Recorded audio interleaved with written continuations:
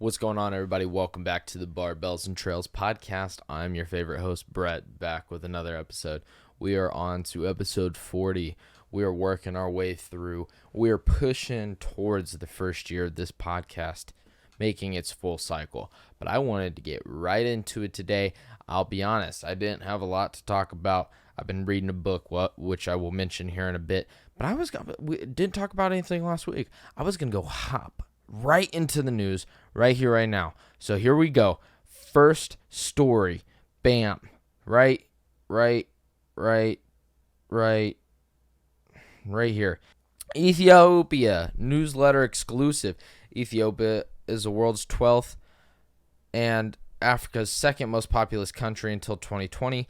Its rapid economic growth earned it the nickname the China of Africa. Over the last 2 years, though, civil war there has killed over 600,000 people, marking one of the century's deadliest conflicts that ended in November.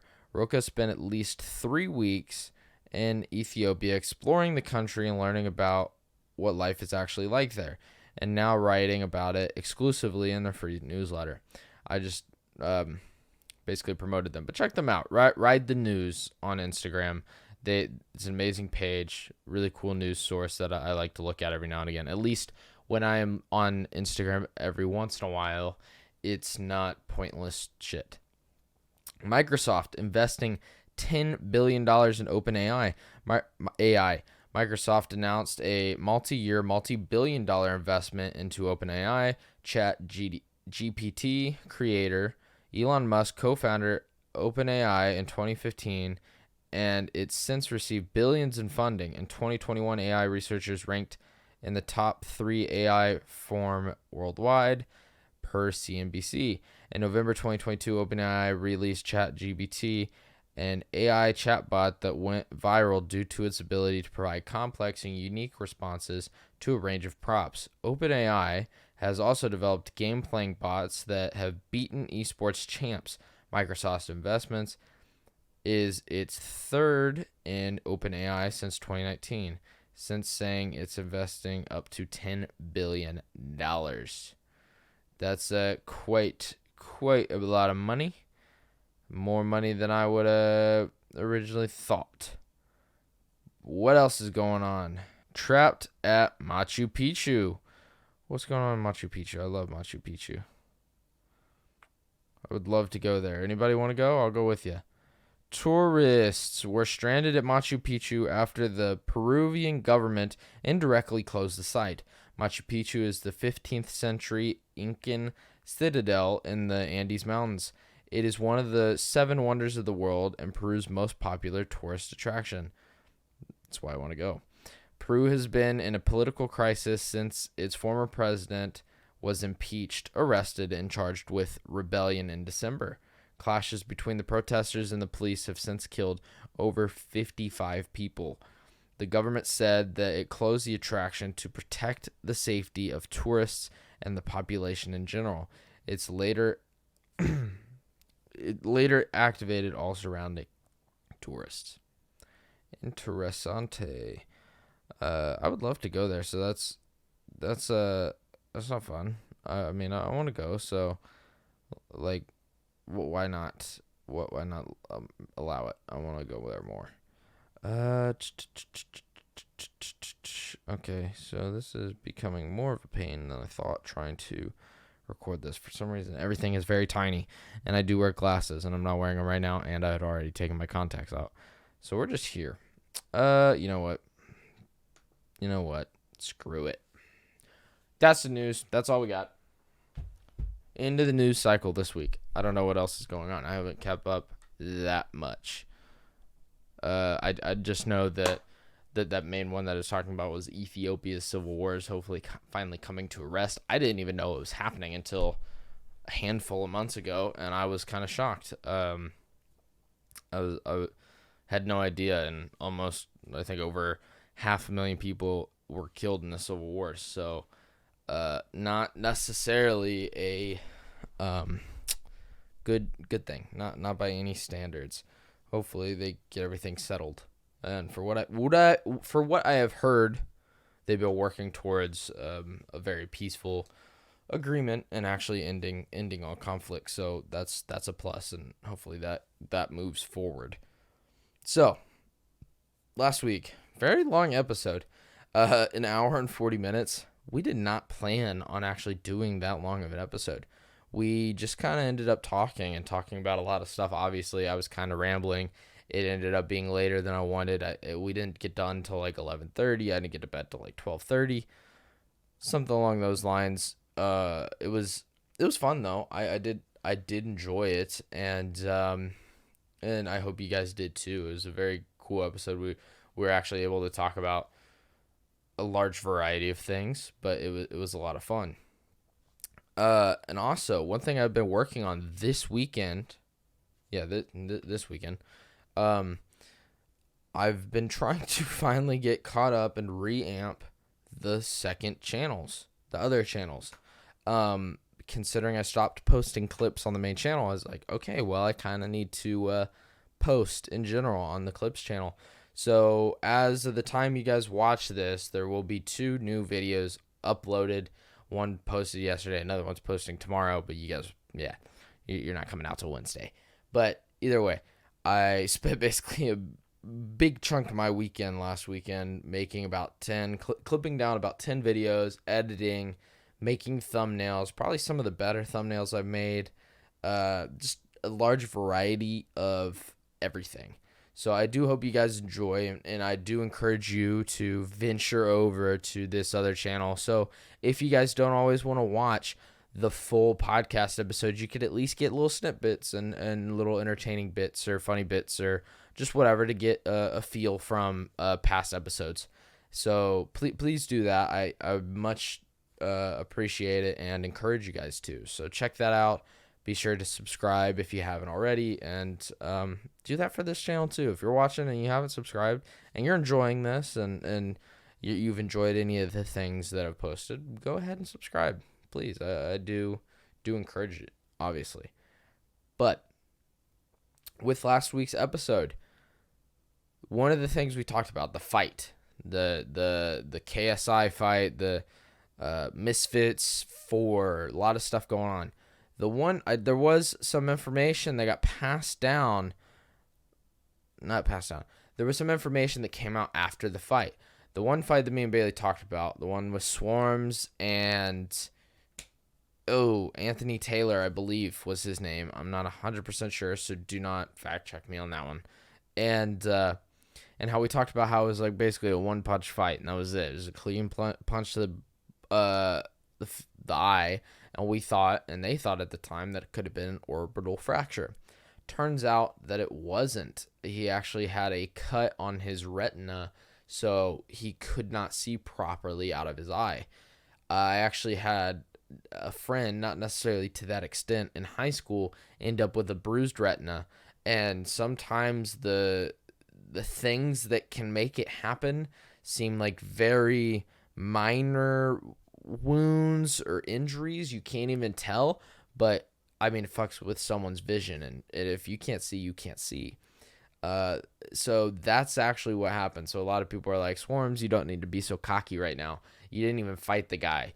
You accidentally cut his retina and the fight stopped. You threw one punch. The fight, like, don't be braggadocious. Don't get an ego to your head. You still haven't actually proved yourself. So I'll be curious what fight he is then in eventually. But no, with my friend, his story was a little different. It was not boxing. We were actually playing soccer in gym, and he just happened to try stopping the ball or flicking it up, and it literally bounced. It got kicked over to him. It bounced right up his foot and literally straight line him looking down and barely touched his eye. And to everybody else, it didn't even hardly seem like it hit his eye, but it was enough where he could not see out of his eye very well. So he left. He went to the eye doctor, and he had a bruised retina. So he had like a spot in his eye somewhere where it was just kind of there for, I think it was roughly 2-3 weeks as it healed. So the eye is a very fragile mechanism, but very vital. So that's never cool to see happen by any means. So I understand him wanting to call the fight at that point for sure. But So, speaking of the Clips channel, I know this is kind of out of the blue, but so the very first video I actually uploaded on that channel for me did pretty well, especially for the first episode on a channel. Did 250 views.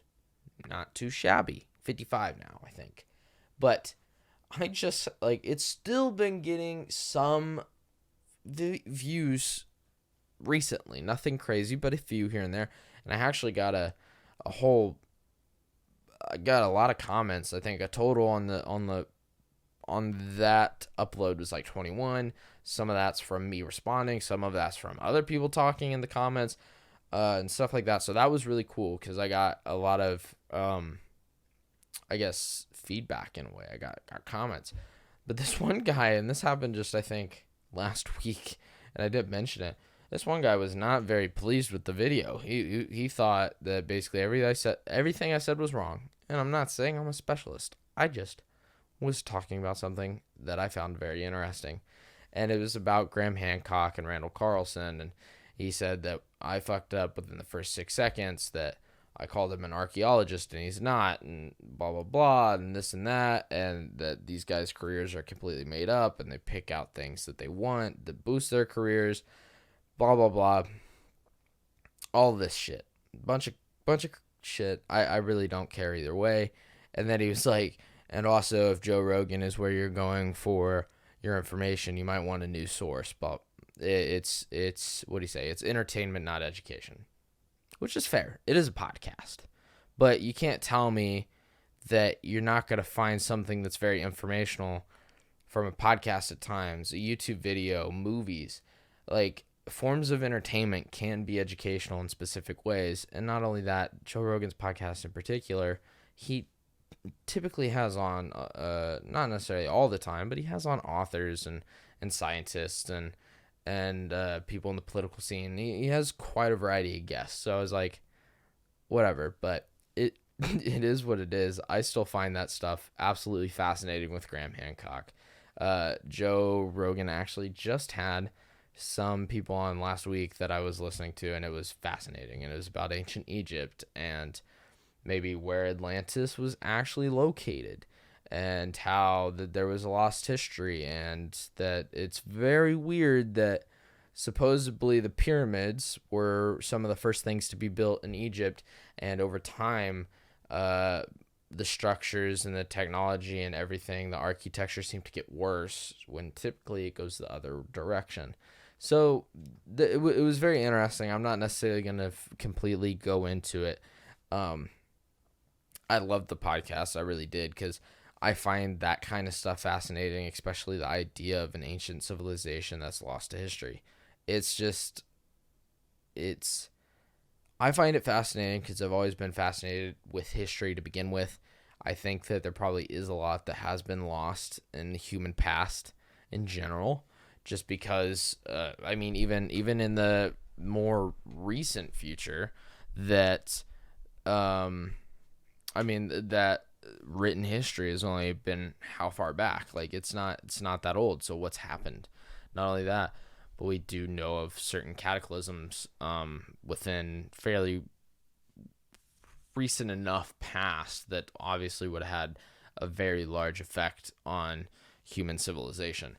So it's like, what was going on then? How did that affect the humans then? What could have been lost if a mass portion of the population died?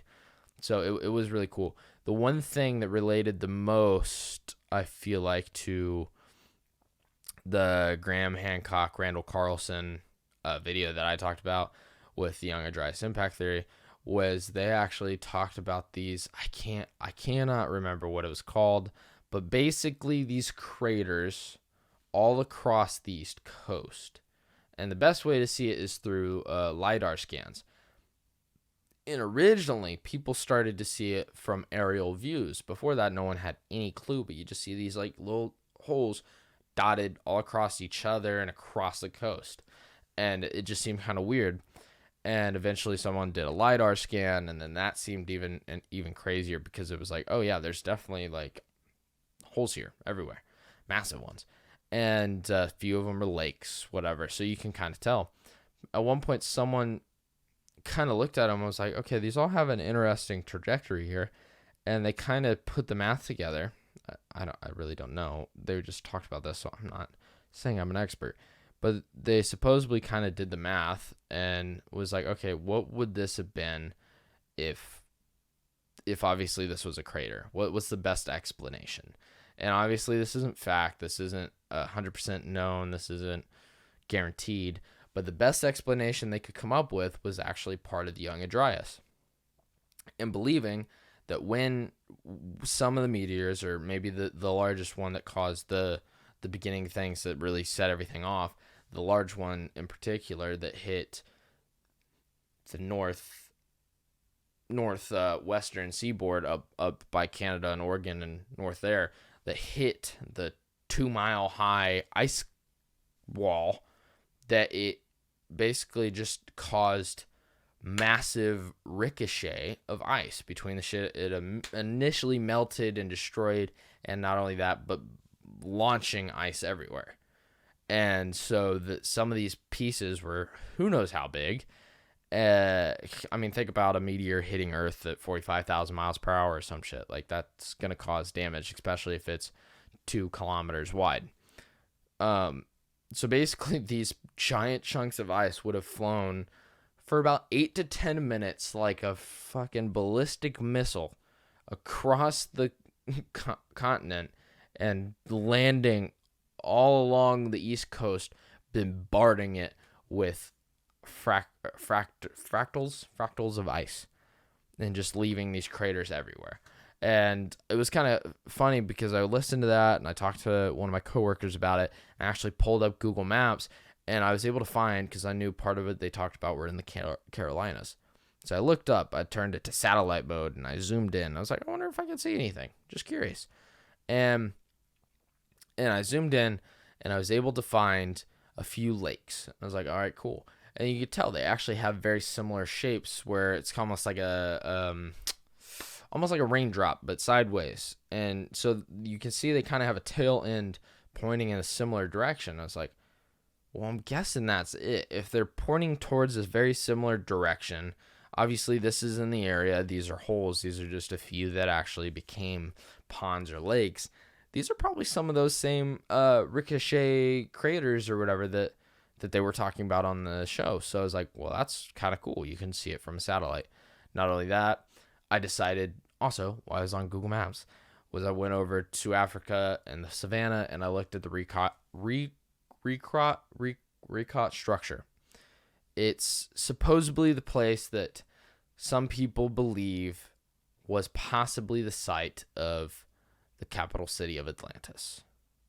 And basically, between written descriptions and where this is, there's multiple pieces of history that kind of line up, pointing to evidence that this could be where this city was.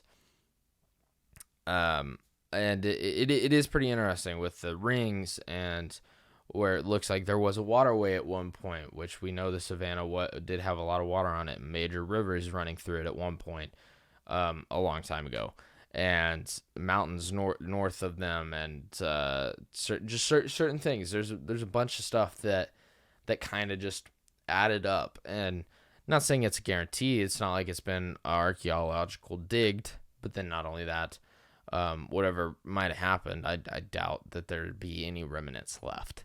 But it was very cool to kind of see these guys talk about that. And I mean, I find that fascinating. I've always loved the idea of Atlantis. I grew up watching the animated movie Atlantis from Disney. Yeah, Disney. So I thought it was a very, very cool conversation for me personally. It's like, I don't know, but I love this. I really do. And, but yeah. So this week also, I've been finally getting back into a routine.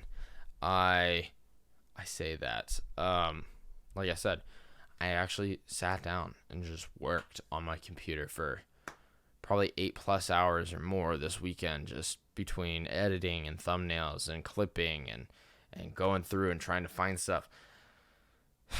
setting stuff up. I'm trying to actually get caught up on stuff that I haven't done, that I should have done, probably when I was on vacation or just weekends past when it would have been a smaller workload.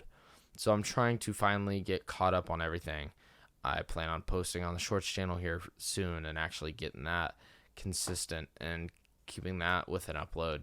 Because I know I told you guys that over a month ago, and I have not provided. So I want to try keeping to my word and getting that finished. This morning, I actually got my happy ass up and went to the gym. It was a struggle, more than it should have been, I feel like. It wasn't necessarily the part about going to the gym that was the struggle. It was the part of actually getting up and needing to get shit done and be productive.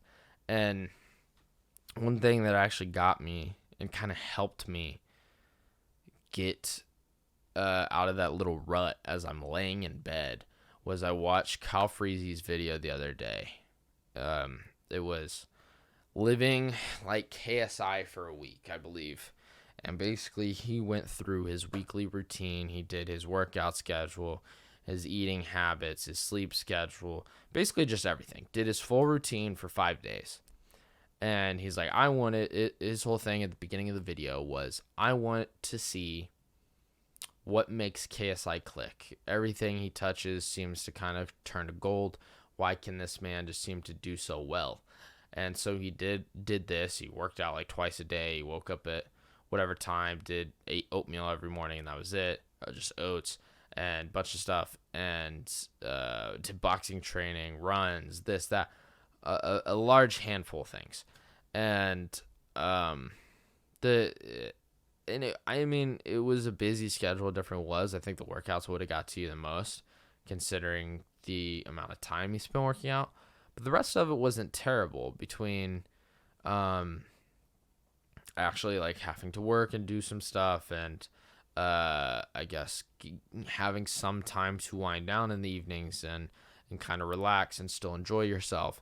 And he was also making sure he's getting 9 hours of sleep, which is very good. That's probably the thing I need to figure out the best, is actually figuring out my sleep schedule. I think I need to get more into a routine to begin with, get on top of things, but eventually I need to figure out how to get a decent amount of sleep. I do want to eventually read and talk about Why We Sleep, the book Why We Sleep. I knew the author's name, I'm blanking on it, but he's a sleep scientist, whatever those are called, and he studied this for 30 years, and he's one of the most renowned scientists in this field. I would love to read his book, and I know that it's quite fascinating how important it is, and people underestimate how important it is. And so I do want to figure that out, because I know it's very, very vital to just being active, healthy, happy, recover, just like everything. It has to do with everything in your life. So it's something that I do want to focus on a little more eventually here in the near future. But at the end of the video, he ended up talking, Cal Freezy ended up talking to KSI. And they just talked. He's like, dude, I just wanted to kind of figure out what it was. And he's like, I think the thing that I figured out the most was your discipline, your consistency, and your mindset. And with those three things, you can basically do anything. Between just not being able to set this as like your daily routine and make sure you do it no matter what. And he was talking to KSI on the phone about this, and he was literally telling him like that's what it is. He's like, if you can master what's in your head and actually control it, you can basically do anything you put your mind to. And I kind of found that very inspirational too. And it's like that is the thing that's the hardest thing, because it is your head that's going to throw out excuses and reasons why you shouldn't, and that you're tired and you don't want to do this and you don't want to just whatever. And at one point you just got to sit there and take control. And even though those thoughts are running through your head, you just got to say fuck it and go. And that's very similar to David Goggins' mindset in a way. I guess a little less aggressive, but it's the same concept. And I think I lost that there for a minute, where I don't want to take a cold shower in the morning. I don't want to get up at fucking 5:15 or whatever. Like I don't want to do this and that, but I need to, and I should, because it'll make my day better. It'll eventually make my life better. It'll make my interactions with people I care about and love better, and it'll just make me a better person to begin with. And it's qualities that I want to show to others and my future children or family and whatever. So it was kind of a struggle, but I did lay there in bed for about 20 minutes after my alarm actually went off this morning, and I contemplated going back to sleep. But at the time, I was pretty much awake, and I laid there and I thought about the words KSI said, or JJ as I know him.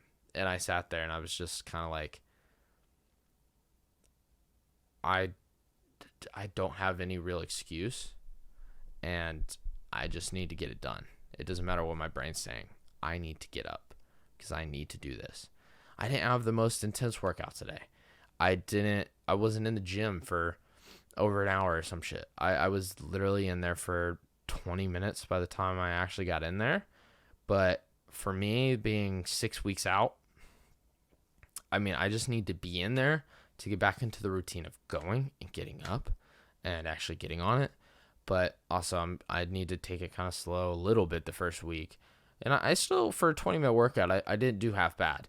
But because I know that tomorrow I'm going to feel it. And so I just kind of need to get in there. Even if it's only a half hour this week, I just need to make sure I'm there just to get everything started. And it was a really cool lesson to learn. And I'm I don't know. I feel like it resonated with me more. I find David Goggins very inspirational. But I think hearing that from JJ and people I've watched for years and seeing his transformation and what he's been able to do with his life had a lot more meaning for me, considering I've watched him and been around him for 6 years now.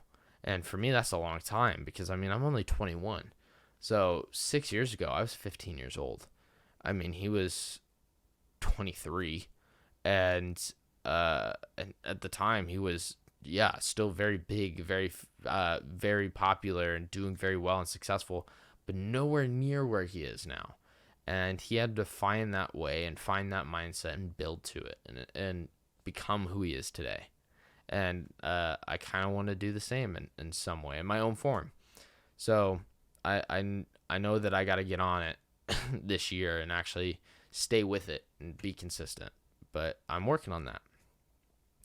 But speaking of KSI, speaking of JJ, he actually has a documentary that I believe is being released Thursday this week. So the day after this podcast goes up on the 26th.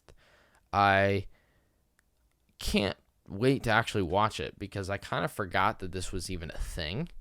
I think they probably started recording with him and doing stuff a year and a half ago, almost 2 years ago, I feel like now, because this was when he was in his old apartment and a lot of other stuff was going on. And I know that they were doing this. I knew this was a thing. I knew that for a long time, he had his own set of camera people that were following him around, even to Sidemen shoots and to other things that they were doing and shit he was involved in. I think even a few of the fights this year might have been the first one. And I think that might have been kind of when they called it. So whenever that first fight was last year that he was getting back into it, I think that might have been like one of the last things they were a part of. But they had been following him for I think almost a year. And now the documentary is finally about to be released on Prime, Amazon Prime. So I am very curious to actually watch that. I did see the trailer. I didn't even know they released a trailer until I looked it up today and I watched it. And I feel like it's going to be a lot deeper into his life than I was necessarily expecting and into him as a person.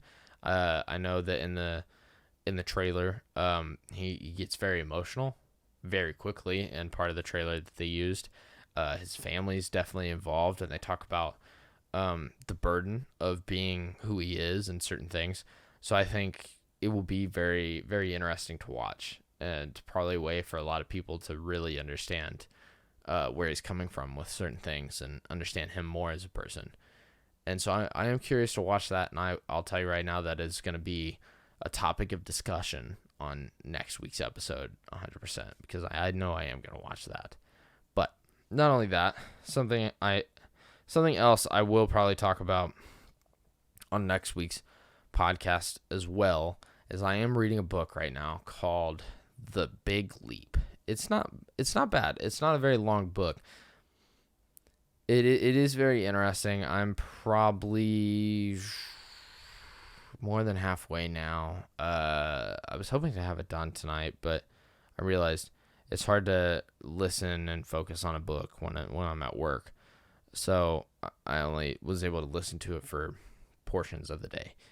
And it is very interesting. And it's basically a book about how this guy was I believe a therapist for years, and how he thinks and believes that we limit ourselves in our minds.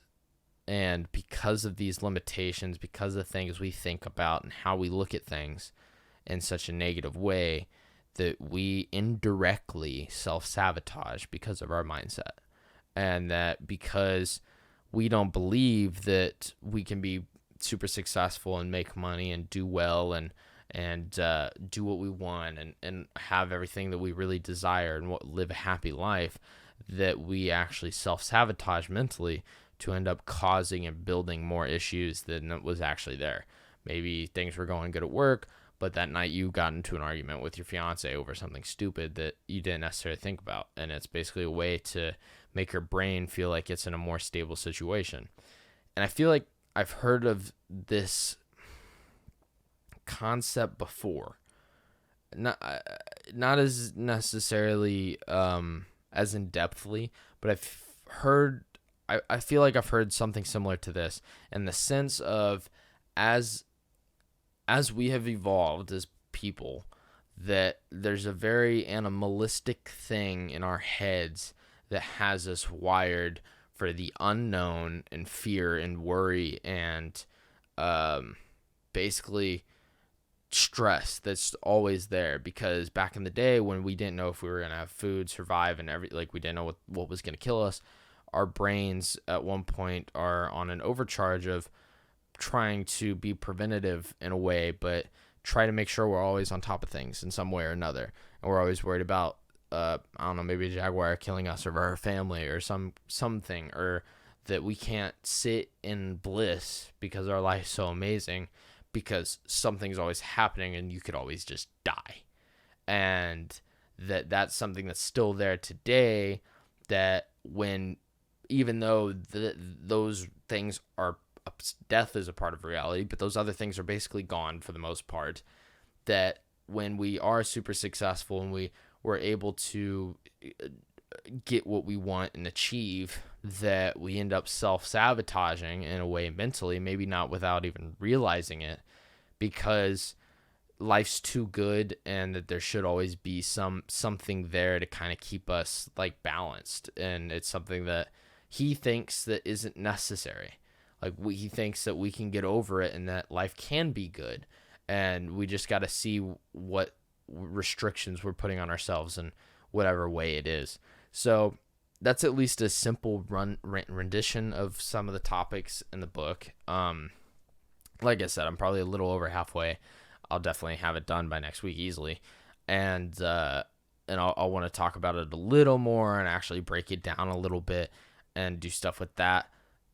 And I want to read another book. David Goggins released another book recently, so I want to listen to that. I got a lot of books to listen to and read. So, but that was just kind of the gist. And I was like, you know what? This kind of makes a lot of sense in certain ways. It really does. And I was like, I'm kind of at the point where I probably do need to take a big leap in my life with certain things.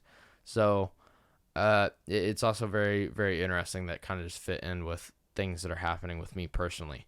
So it was really cool to kind of start reading this book and hopefully find out a little more. But I'll be honest, I think that's going to call it for today. I think we are basically there. I think, I don't know, I can't see the numbers, but I think we've about been 40 minutes. I don't want to spend too much time because I know we had such a long episode last week, and I was not able to finish this book and other stuff, so wasn't sure exactly what I was going to talk about. But I appreciate you guys sticking through with me if you are.